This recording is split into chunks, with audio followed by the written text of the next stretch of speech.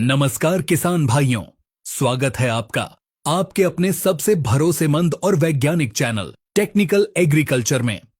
आज का यह वीडियो आपकी खेती के इतिहास का सबसे महत्वपूर्ण वीडियो साबित होने वाला है। हम अक्सर देखते हैं कि एक ही गांव में एक ही तरह की जमीन पर खेती करने वाले दो किसानों की पैदावार में जमीन आसमान का अंतर होता है। एक किसान की आलू, प्याज या लहसुन की फसल मंडी में जाती है तो उसे सबसे ऊंचा भाव मिलता है क्योंकि उसके कंद का साइज बड़ा, चमकदार और एक समान होता है। वहीं दूसरे किसान का कंद छोटा रह जाता है, टेढ़ा मेढ़ा होता है या वजन में हल्का निकलता है। आखिर ऐसा क्यों होता है? क्या यह सिर्फ किस्मत का खेल है? जी नहीं, यह खेल है विज्ञान का। यह खेल है सही समय पर सही पोषक तत्व देने का। आज के इस विशेष एपिसोड में हम कंद वर्गीय फसलों यानी जमीन के नीचे होने वाली फसलों के उस रहस्य को उजागर करेंगे जिसे अक्सर छुपाया जाता है। चाहे आप आलू की खेती करते हो, प्याज या लहसुन लगाते हो या फिर शकरकंद, गाजर, मूली और अरबी जैसी फसलें उगाते हो, आज हम आपको एक ऐसा मास्टर फॉर्मूला बताने जा रहे हैं जो हर उस फसल पर लागू होगा जिसका फल जमीन के अंदर बैठता है। हमारी पूरी टीम दिन रात एक करके गहरी रिसर्च के बाद यह सटीक जानकारी सिर्फ आपके मुनाफे के लिए जुटाती है। बदले में आपका एक लाइक और सब्सक्राइब हमारी सारी मेहनत की थकान मिटा देता है, इसलिए अपना प्यार और सपोर्ट जरूर दें। वापस आते हैं मुख्य टॉपिक पर। आज हम बात करेंगे कि पौधे की पत्तियों में बन रही ऊर्जा को नीचे कंद में कैसे शिफ्ट किया जाए। हम जानेंगे कि नाइट्रोजन यानी यूरिया कब आपके लिए जहर बन जाता है, पोटाश का असली विज्ञान क्या है और वो कौन से हार्मोन्स हैं जो रातों रात आपकी फसल का नक्शा बदल सकते हैं। तो चलिए खेती के इस वैज्ञानिक सफर की शुरुआत करते हैं।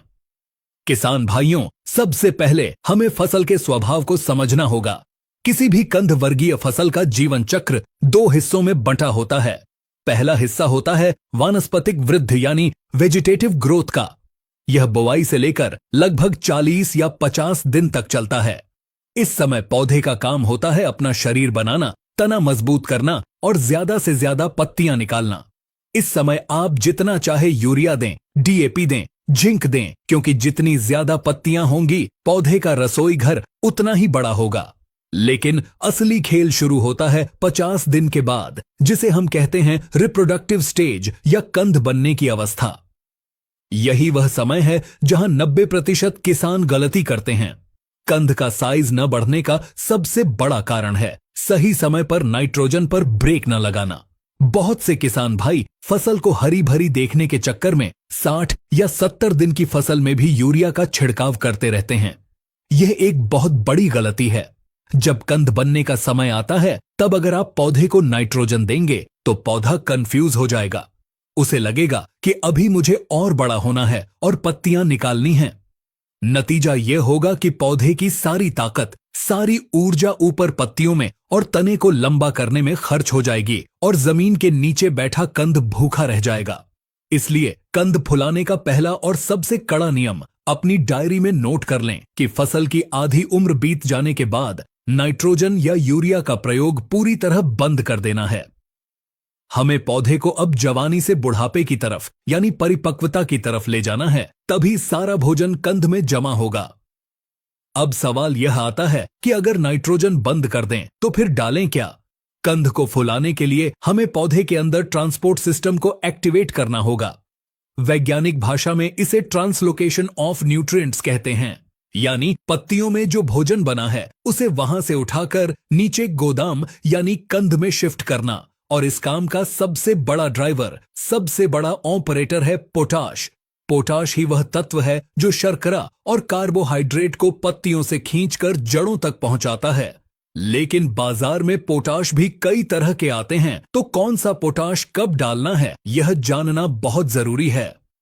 जब आपकी फसल, चाहे वह आलू हो या प्याज, लगभग 50 से 60 दिन की अवस्था में हो, यानी जब कंद मटर या नींबू के आकार का हो चुका हो, उस समय उसे फास्फोरस और पोटाश दोनों की जरूरत होती है। फास्फोरस जड़ों का जाल फैलाता है ताकि कंद को फैलने के लिए जगह मिले और पोटाश उसे वजन देता है। इस समय आपको NPK 052 34 का इस्तेमाल करना चाहिए। इसमें 52% फास्फोरस और 34% पोटाश होता है। यह कॉम्बिनेशन पौधे को तुरंत सिग्नल देता है कि अब वानस्पतिक वृद्धि रोको और जड़ों पर काम शुरू करो। इसका स्प्रे करते समय मात्रा का ध्यान रखें। 1 किलो 52-34 को लगभग 150 लीटर पानी में मिलाकर 1 एकड़ में स्प्रे करें। इसके बाद आती है फसल की आखिरी और सबसे निर्णायक अवस्था, जब खुदाई में सिर्फ 20 से 25 दिन बचे हों। अब कंद अपना आकार ले चुका है, लेकिन उसका वजन कम है, उसमें चमक नहीं है और वह अंदर से पोला हो सकता है। इस समय हमें फास्फोरस भी नहीं चाहिए, हमें चाहिए शुद्ध पोटाश। यहां हम इस्तेमाल करेंगे एनपीके 0050 का, जिसे सल्फेट ऑफ पोटाश भी कहा जाता है। किसान भाइयों, कंद वर्गीय फसलों के लिए म्यूरेट ऑफ पोटाश यानी लाल पोटाश से कई गुना बेहतर सल्फेट ऑफ पोटाश होता है। एनपीके 0050 में 50% पोटाश के साथ साथ 17.5% सल्फर भी मौजूद होता है और यहीं पर सल्फर का जादू काम करता है। आलू में सल्फर स्टार्च की मात्रा बढ़ाता है। प्याज और लहसुन में जो तीखापन होता है, जो उनकी खास खुशबू होती है, वह इसी सल्फर के कारण आती है। साथ ही सल्फर एक बेहतरीन फफूंदनाशक भी है, जो जमीन के अंदर कंद को सड़ने से बचाता है और उसकी भंडारण क्षमता यानी शेल्फ लाइफ को कई महीनों तक बढ़ा देता है। अगर आप चाहते हैं कि आपका प्याज गोदाम में 6 महीने तक खराब ना हो, तो आखिरी स्प्रे में 0050 का प्रयोग जरूर करें। लेकिन दोस्तों, कहानी सिर्फ पोटाश पर खत्म नहीं होती। क्या आपके साथ कभी ऐसा हुआ है कि आलू बहुत बड़ा हो गया, लेकिन काटने पर अंदर से खाली या काला निकला? या प्याज के ऊपर के छिलके फट गए और प्याज 2 हिस्सों में बंट गया? या फिर गाजर और मूली फट गई? यह कोई बीमारी नहीं है, यह है सूक्ष्म पोषक तत्वों की कमी, और इसमें सबसे मुख्य है बोरॉन। बोरॉन को आप कंद का ब्यूटी पार्लर मान सकते हैं। बोरॉन कंद की त्वचा में लचीलापन लाता है, जिससे जब कंद अंदर से फूलता है तो उसका छिलका फटता नहीं है बल्कि फैलता है। बोरॉन भोजन को कंद तक ले जाने में पोटाश की मदद करता है। इसलिए जब भी आप 052-34 या 0050 का स्प्रे करें तो उसके साथ 20% वाला बोरॉन पाउडर जरूर मिलाएं। इसकी मात्रा 1 ग्राम प्रति लीटर पानी रखनी है, यानी 1 एकड़ में लगभग 150 ग्राम। इससे ज्यादा न लें, वरना पत्तियां जल सकती हैं। एक और तत्व है जिसकी चर्चा बहुत कम होती है, लेकिन कंद के वजन के लिए वह बहुत जरूरी है, और वह है कैल्शियम। Calcium nitrate. कैल्शियम पौधे की कोशिकाओं की दीवार को सीमेंट की तरह मजबूत बनाता है। जिस आलू या प्याज में कैल्शियम की पर्याप्त मात्रा होती है, वह खुदाई के बाद पिचकता नहीं है, उसका वजन ज्यादा होता है और वह ठोस पत्थर जैसा होता है। लेकिन एक सावधानी बहुत जरूरी है। कैल्शियम नाइट्रेट को कभी भी किसी सल्फेट या एनपीके खाद के साथ मिलाकर स्प्रे नहीं करना चाहिए। यह घोल फट जाएगा और आपकी मेहनत बेकार हो जाएगी। अगर आप कैल्शियम नाइट्रेट देना चाहते हैं तो उसे अकेले स्प्रे करें या जमीन में पानी के साथ दें। अब हम बात करते हैं आधुनिक खेती के उस हथियार की, जिसे प्रगतिशील किसान इस्तेमाल करके रातों रात अपनी फसल बदल लेते हैं। इसे कहते हैं पीजीआर यानी प्लांट ग्रोथ रेगुलेटर। कई बार ऐसा होता है कि हम खाद भी सही डाल रहे हैं, लेकिन मौसम में नमी होने के कारण या गलती से ज्यादा यूरिया डल जाने के कारण पौधे की हाइट रुकने का नाम नहीं ले रही। पौधा मस्ती में बढ़ता जा रहा है और नीचे कंद छोटा है। ऐसी स्थिति में हमें पौधे को जबरदस्ती रोकना पड़ता है। इसके लिए हम ग्रोथ रिटार्डेंट का इस्तेमाल करते हैं। इसमें सबसे मशहूर नाम है पैक्लोब्यूट्राजोल। बाजार में यह कल्टार या ताबोली जैसे नामों से मिलता है। यह रसायन प्याज, लहसुन और आलू के लिए किसी वरदान से कम नहीं है। यह पौधे के अंदर जिब्रेलिन हार्मोन को बनने से रोकता है, जिससे पौधे की लंबाई वहीं की वहीं रुक जाती है। और जैसे ही लंबाई रुकती है, पौधे की सारी जमा पूंजी, सारी ताकत डाइवर्ट होकर सीधे कंद में चली जाती है। इसका असर 3 से 4 दिनों में ही दिखने लगता है, लेकिन इसे इस्तेमाल करने का एक सही समय और सही तरीका है।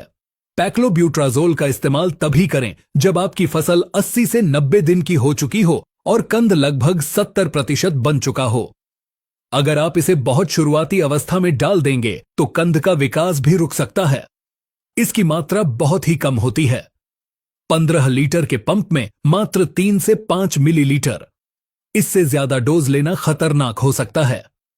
अगर आप पैक्लोब्यूट्राजोल का रिस्क नहीं लेना चाहते तो आप लिहोसिन का उपयोग कर सकते हैं, जिसमें क्लोरमेक्वेट क्लोराइड होता है। यह थोड़ा हल्का होता है और इसे 0.50-2-34 के साथ मिलाकर भी स्प्रे किया जा सकता है। किसान भाइयों, खाद और दवाइयों के अलावा 2 और बातें हैं जो कंद के साइज को सीधा प्रभावित करती हैं। पहली है मिट्टी का पोलापन। कंद जमीन के अंदर फैलता है, उसे फैलने के लिए जगह चाहिए। अगर आपकी मिट्टी सख्त है तो कंद दबेगा और उसका आकार छोटा रह जाएगा। इसलिए कंद बनने की अवस्था में मिट्टी चढ़ाना बहुत जरूरी है। साथ ही अगर आप ह्यूमिक एसिड का प्रयोग जमीन में या स्प्रे में करते हैं तो मिट्टी भुरभुरी बनती है और जड़ों का विकास तेज होता है। दूसरी सबसे महत्वपूर्ण बात है पानी का प्रबंधन, यानी वाटर मैनेजमेंट। आलू, प्याज या लहसुन में पानी कब देना है, इससे ज्यादा जरूरी यह जानना है कि पानी कब बंद करना है। इसे हम कहते हैं क्यूरिंग। जब आपकी फसल खुदाई के लिए तैयार होने वाली हो तो उससे कम से कम 15 से 20 दिन पहले खेत में पानी देना पूरी तरह बंद कर दें। यह बहुत ही क्रिटिकल पॉइंट है। जब हम पानी बंद करते हैं तो कंद के अंदर से अतिरिक्त नमी खत्म होती है, उसका छिलका सख्त और परिपक्व होता है और उसके अंदर ड्राई मैटर यानी ठोस पदार्थ बढ़ता है। अगर आपने खुदाई के दिन तक पानी दिया तो कंद पानी से भरा रहेगा, वजन तो दिखेगा, लेकिन 2 दिन बाद ही वह सिकुड़ जाएगा और सड़ने लगेगा। आइए अब फसल के अनुसार कुछ विशेष टिप्स पर नजर डालते हैं। अगर आप आलू की खेती कर रहे हैं और आलू के अंदर काले धब्बे या खालीपन की समस्या आती है तो 40 दिन की अवस्था पर मैग्नीशियम सल्फेट का स्प्रे जरूर करें। मैग्नीशियम पत्तों को हरा रखता है, जिससे आखिरी दिन तक प्रकाश संश्लेषण होता रहता है। अगर आप प्याज की खेती करते हैं तो ध्यान रखें कि जब तक प्याज की गर्दन 50% तक अपने आप न गिर जाए तब तक उसकी खुदाई न करें। गिरी हुई गर्दन इस बात का सबूत है कि पत्तियों ने अपना सारा भोजन कंद को दे दिया है और अब उनका काम खत्म हो चुका है। शकरकंद और गाजर जैसी फसलों में पोटाश की मांग आलू से भी ज्यादा होती है, इसलिए इनमें 0-0-50 के 2 स्प्रे 10 दिन के अंतराल पर करना बहुत फायदेमंद रहता है। अंत में अगर हम इस पूरे विज्ञान को एक लाइन में समझें तो कंद का साइज बढ़ाने का मंत्र है सही समय पर नाइट्रोजन पर ब्रेक लगाना, पोटाश और बोरॉन का एक्सीलरेटर दबाना और पीजीआर के जरिए पौधे की ताकत को सही दिशा देना। खेती अब सिर्फ मेहनत का काम नहीं बल्कि सही मैनेजमेंट का काम है। आप इन तरीकों को अपने खेत के एक छोटे से हिस्से में अपनाकर देखिए और बाकी खेत से उसकी तुलना कीजिए। आपको अपनी आंखों पर भरोसा नहीं होगा कि सिर्फ पोषक तत्वों के सही प्रबंधन से पैदावार में 20 से 30% तक की बढ़ोतरी हो सकती है और क्वालिटी ऐसी मिलेगी कि व्यापारी आपके खेत से ही माल खरीद कर ले जाएगा। हमें उम्मीद है कि कंद वर्गीय फसलों पर दी गई यह विस्तृत और वैज्ञानिक जानकारी आपके खेती के काम को और आसान और मुनाफेदार बनाएगी। यह जानकारी बहुत कीमती है, इसलिए इसे अपने तक सीमित न रखें। इस वीडियो को अपने उन सभी किसान भाइयों, दोस्तों और व्हाट्सएप ग्रुप्स में शेयर करें जो आलू, प्याज, लहसुन या सब्जियों की खेती करते हैं। खेती से जुड़ी ऐसी ही सटीक, गहरी और बिना मिलावट वाली जानकारी लगातार पाते रहने के लिए आपके अपने चैनल टेक्निकल एग्रीकल्चर को सब्सक्राइब जरूर करें और घंटी वाला बटन दबाएं ताकि अगली वीडियो सबसे पहले आप तक पहुंचे। आप हमें फेसबुक और इंस्टाग्राम पर भी फॉलो कर सकते हैं, लिंक नीचे है। खेती में आपको अभी और किस समस्या का सामना करना पड़ रहा है, बेझिझक हमें कमेंट में बताएं। आप बस टॉपिक का नाम लिखें, उस पर पूरी रिसर्च और सटीक जानकारी लाने की कोशिश करेंगे। मिलते हैं अगले वीडियो में एक नई जानकारी के साथ। तब तक के लिए स्वस्थ रहें, मस्त रहें और अपने खेतों में सोना उगाते रहें। धन्यवाद। जय जवान, जय किसान।